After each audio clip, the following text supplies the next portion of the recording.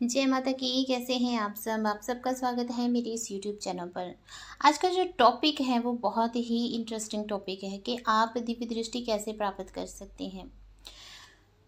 दिव्य दृष्टि प्राप्त करने के कुछ तरीके हैं जो मैं आज आपको बताने जा रही हूँ। ठीक है, तो इस वीडियो को ध्यान से सुनना और वीडियो में एंड तक बने रहना ताकि पूरी जानकारी आपको मिल सके।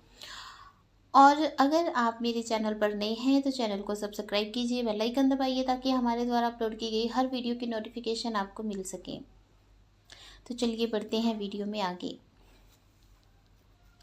देखिए, किसी भी साधक को दिव्य दृष्टि जो है वो किस प्रकार से प्राप्त होती है। सबसे पहले तो दिव्य दृष्टि गुरु के द्वारा भी शक्तिपात करके गुरु के द्वारा भी दिव्य दृष्टि को खोला जाता है। जब गुरु शक्तिपात करते हैं, जब आप गुरु धारण करते हैं तो गुरु आपके मस्तक पर आज्ञा चक्र पर अंगूठा रखते हैं। तो जिससे अंगूठा रखते हैं उसके बाद वो कुछ मंत्र उच्चारण अपने मन में करते हैं और अपने मंत्रों के द्वारा वो आपके आज्ञा चक्र को खोल देते हैं, जिसमें आपको दिव्य प्रकाश दिखाई देना शुरू हो जाता है। ठीक है, तो इस प्रकार से आपकी थर्ड आई को ओपन किया जाता है, आपकी दिव्य दृष्टि को खोला जाता है। एक तो ये तरीका होता है दिव्य दृष्टि खोलने का। तो दूसरा तरीका ये होता है कि मान लो कि आपके कोई गुरु नहीं है और आप अभी गुरु ढूंढ ही रहे हैं, आपके गुरु नहीं है, तब आपने क्या करना है कि जितना ज़्यादा हो सके आप मंत्र उच्चारण कीजिए। जो आज्ञा चक्र होता है इस पर ध्यान आपने केंद्रित करना है। जब आंखें बंद करके आप मंत्रोच्चारण कर रहे हैं तब आपने अपने आज्ञा चक्र की तरफ ध्यान केंद्रित करना है। आती जाती श्वासों की तरफ आपने ध्यान केंद्रित करना है और जो आप मंत्रोच्चारण मन ही मन कर रहे हैं उस पर ध्यान केंद्रित करना है। आपने जब देखना है, आंखें बंद करके जो देखना है वो थर्ड आई पर देखना है और आपने मंत्र का उच्चारण करते हुए पूरा कॉन्सेंट्रेट अपना रखना है और फिर आपने मंत्र उच्चारण करना है। आप देखेंगे कि जैसे जैसे आपका जो मंत्र उच्चारण है वो बढ़ता जा रहा है। ठीक है, आप पहले आधा घंटा बैठते थे, फिर आपने 1 घंटा बैठना शुरू किया, फिर 1.5 घंटा बैठना शुरू किया, 2 घंटा बैठना शुरू किया। धीरे धीरे आपका जो आज्ञा चक्र होगा वो सक्रिय होना शुरू हो जाएगा। जैसे आपको शुरुआत में बैठने में थोड़ी प्रॉब्लम हो सकती है कि आपका ध्यान केंद्रित नहीं हो रहा, या आपके पैर सुन्न हो रहे हैं, या आपकी कमर में दर्द होना शुरू हो गया है, इस प्रकार की कुछ प्रॉब्लम्स आ सकती हैं। लेकिन जैसे जैसे आप ध्यान केंद्रित करना शुरू करेंगे आपका पूरा ध्यान लगना शुरू हो जाएगा। ये प्रॉब्लम्स जो है, पैर सुन्न हो जाना, कमर में दर्द होने लगना, तो ये सब प्रॉब्लम्स फिर आपको फेस करनी नहीं पड़ती हैं।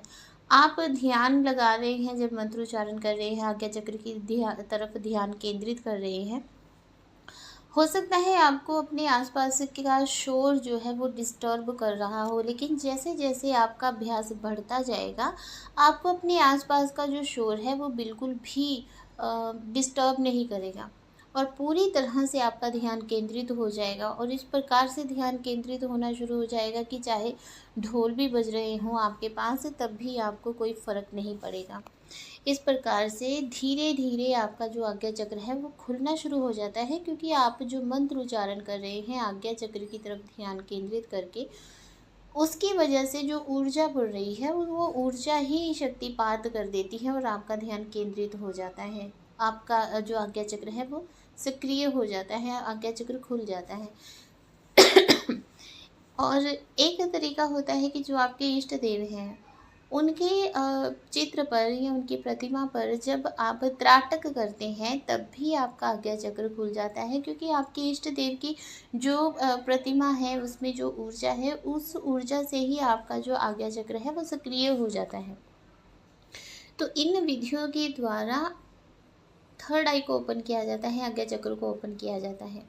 तो जब आज्ञा चक्र खुल जाता है तब आपके पास कोई भी पीड़ित व्यक्ति आता है, आज्ञा चक्र चाहे गुरु की शक्तिपात से खुला हो, चाहे त्राटक के द्वारा खुला हो, चाहे आप मंत्र उच्चारण के द्वारा आज्ञा चक्र को खोले। जब आपके पास कोई भी पीड़ित व्यक्ति आता है और वो आपसे प्रश्न करता है कि मुझे ये समस्या है, इसका समाधान बताइए, तब आप अपने आज्ञा चक्र पर ध्यान केंद्रित करके जब अपने इष्ट देव के प्रति समर्पित होते हैं, उनको याद करते हैं, तब वो जो इष्ट देव हैं आपके, वो आपको उनकी समस्या का समाधान बताते हैं जो आपके पास पीड़ित व्यक्ति आए होते हैं। तो इस प्रकार से आपको उस पीड़ित व्यक्ति की समस्या का समाधान मिल जाता है। ठीक है?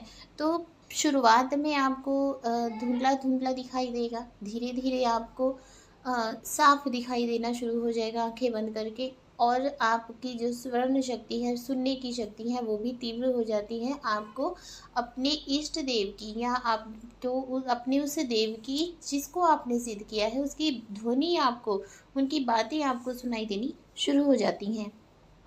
आपने सुना होगा, बहुत से लोग ये कहते हैं, बहुत से भक्त ये कहते हैं कि हम अपने इष्ट देव से आमने सामने बैठकर बात करते हैं। वो इसीलिए कहते हैं क्योंकि उन्होंने अपने आज्ञा चक्र को इतना ज़्यादा एक्टिव कर लिया होता है, उनका आज्ञा चक्र जो पूरी तरह खुल चुका होता है कि उनको अपने इष्ट देव दिखाई भी देते हैं और उनको अपने इष्ट देव की बातें सुनाई भी देती हैं।